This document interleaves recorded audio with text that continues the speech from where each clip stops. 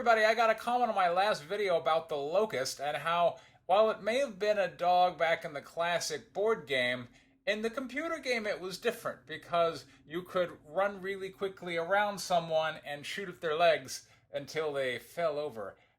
And that got me thinking about a variation we did on Battletech way back when I was in high school. Hello everybody, my name's Preston Poulter. Welcome to my YouTube channel, Lords of Iron. So as I mentioned, I used to play a ton of Battletech back in the day of the classic box set and all that good jazz. And the tactics of Battletech were very much dictated by the rules, as you would expect from any board game, but specifically initiative. You would determine initiative order, and then the mechs which lost initiative would basically have to go, okay, I'm going to stand here. And then those which were faster would go, oh, if they had jump jets, I'm going to jump behind you and shoot you in the back and all that good jazz. And so it gave jump jets a real advantage if you happen to be lower in the initiative order and get to act last. What we would term positional advantage if this were in poker. Another game that we played back in the 80s was Starfleet Battles, where you would play, Klingons versus the Federation and the Romulans.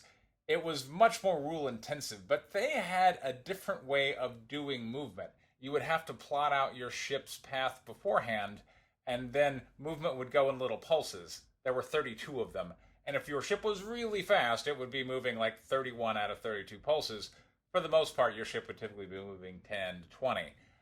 And the idea was, well, what if we played Battletech with that kind of pulsed movement system where you had to plot out what you were doing ahead of time, and then instead of initiative, it was just, okay, you decided you wrote down your move, you're going to move that mech from here to there, you're running 9 hexes, so you're going to move this many times, and do get kind of a pulsed sequence of movement, and it totally changed the tactics. Suddenly, jump jets were not as awesome, and this is something else we see in the computer game, because as my friend who I was playing with at the time, now passed unfortunately, put it, it was like screaming pull whenever... If you don't know, that's a shotgun reference. When you're shooting clay pigeons, you scream out pull, it shoots at clay pigeons. And but the mech would be hiding in the forest, and under normal Battletech rules, that mech could jump from one forested area to another forested area, and you didn't get a shot on it in the middle. It was from one place of cover to another place of cover. But when you added pulse movement, well, it had to go from the place of cover and fly out in the open, and anyone got a chance who was just standing there to go, well, I'm going to shoot it while it's up in the sky. All of a sudden, jumping from one hidden place to another hidden place is not nearly as effective, and jump jets were less beneficial. So that was an interesting variation we did on Battletech, and the comment about how mechs are different in the computer game than they are in the board game kind of got me thinking in terms of how the initiative rules and how you conduct movement has a dramatic impact on which mechs are favored. Anyway, that was just a thought I had. I thought you guys might find that interesting.